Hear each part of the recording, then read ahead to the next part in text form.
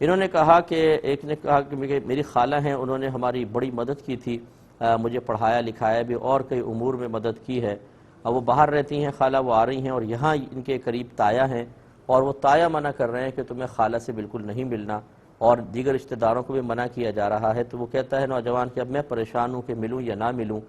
ان کے بڑے احسانات ہیں مجھ پر، کیا حکم شرع ہوگا، اور اگر میں ملتا ہوں تایا کو بتائے بغیر تو کیا میں گناہ گار ہوں گا یا نہیں ہوں گا۔ دیکھیں اب یہ تایا کیوں منع کر رہے ہیں، ہو سکتا ہے کہ کوئی بہت ہی معقول شرعی وجہ ہو۔ اگر ایسا ہے تو آپ پہلے وہ وجہ کسی کے سامنے، کسی اچھے مفتی صاحب کے سامنے بیان کر کے معلوم کریں۔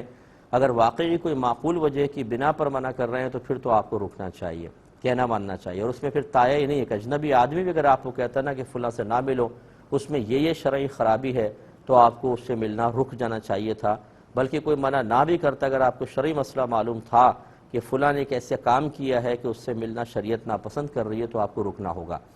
اور اگر ایسا نہیں ہے، بلکہ وہ ہے کہ جو اکثر ہمارے خاندانوں میں بڑے چھوٹوں کی سطح پر آ کر رہے ہوتے ہیں کہ بالکل چھوٹی چھوٹی باتوں کے اوپر لڑنا جھگڑنا بچوں کی طرح، اور پھر کئی سال تک ناراضگیاں قائم رکھنا، اور ان ناراضگیوں کے وائرس کو اپنی اگلی نسل میں منتقل کر کے خود قبروں میں پہنچ جانا۔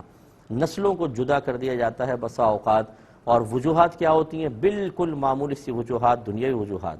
اگر یہ اسی طرح کی کوئی دنیاوی وجہ ہے تو پھر آپ کو بالکل ملنا چاہیے، اس میں تایا کا حکم ماننا کوئی ضروری نہیں ہے، کیونکہ مخلوق کی اطاعت اللہ تعالیٰ کے حکم کے مقابلے میں نہیں کی جائے گی، اور اللہ تعالیٰ اس کے رسول نے صلہ رحمی کا حکم دیا ہے،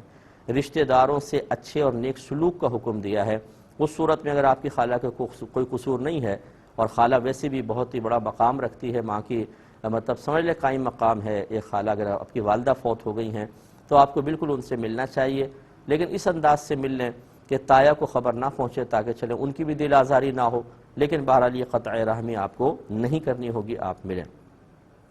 یہ کہتے ہیں کہ ایک کمپنی ہے جو جاب ڈھونڈ کر دیتی ہے، ان کا رول یہ ہے کہ اگر آپ ان کے ذریعے کوئی نوکری حاصل کرتے ہیں، پہلے وہ کچھ بھی نہیں لیتے، جب آپ کو نوکری مل جاتی ہے اور اس کی سیلری طے ہوتی ہے تو اس سیلری کے حساب سے وہ اپنا کمیشن لیتے ہیں، جیسے 2%، 3%، 4% سیلری کا۔ تو اس طرح ان سے جاب حاصل کرنا اور یہ جاب کرنا، پھر ان کا کمیشن لینا، اس کی کیا شرعی حیثیت ہے؟ دیکھیں جب کوئی اپنی سروس پرووائڈ کرتا ہے اور سامنے والے سے اس کی اجرت لیتا ہے، اس کو شرعی اصطلاح میں اجارہ کہتے ہیں، اور اجارے کے لیے، صحیح اجارے کے لیے یہ ضروری ہوتا ہے کہ اجرت پہلے سے ہی معین ہو، طے کر لی جائے۔ تجارت میں اگر آپ شرکت کریں گے یا مداربت کریں گے تو اس میں پروفٹ فکس کرنا منع ہوتا ہے، اس میں معنی سود پیدا ہوتا ہے، لیکن اجارے کے اندر فکس اجرت طے کرنا ہی ضروری ہوتا ہے، اس کو مجہول نہ رکھا جائے، یہ اصل ہے قاعدہ قانون۔ لہذا ہونا یہ چاہیے کہ وہ آپ سے یہ کہیں، طے ایسا ہونا چاہیے کہ ہم محنت کریں گے، جاب ڈھونڈیں گے، ملے نہ ملے آپ کو اتنا اتنا دینا ہوگا،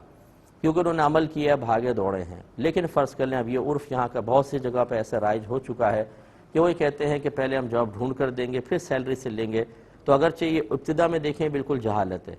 کون سی جاب ملے گی، اس کی سیلری کیا ہوگی، پھر اس سیلری کا 2% یا 3% کیا پروفٹ بنے گا، سب مجہول ہے، غیر معلوم ہے، اور ایسے اجارے کو شریعت منع ہی کرتی ہے۔ لیکن جب اس قسم کا کوئی اجارہ بہت زیادہ رائج ہو جاتا ہے معاشرے میں، اور یہ لڑائی جھگڑے کا سبب بھی نہ بنے، کیونکہ جب اجرت مجہول رکھی جاتی ہے تو اکثر ایسا ہوتا ہے کہ بعد میں جھگڑا ہوتا ہے، جیسے آپ نے رکشہ ٹیکسی کے اندر دیکھا، بھئی کتنے لوگ ہیں جی، بیٹھ جائیں جتنا مرضی دے دیجئے گا، اب جب وہاں جا کے اترتے ہیں آپ کم دینا چاہتے ہیں، وہ زیادہ مانگتا ہے، جھگڑا پیدا ہو جاتا ہے۔ تو ایسی جہالت، ایسی کم علمی یا ایسا کسی معاملے کو مبہم رکھنا جو بعد میں جھگڑے کا سبب بنے، شریعت اس کو منع کرتی ہے۔ لیکن جو آپ صورتحال بتا رہے ہیں اس میں آگے چل کے جھگڑا اس لیے نہیں ہوگا کہ دونوں فریق بالکل راضی ہیں، اور یہ کافی جگہ ہو رہا ہے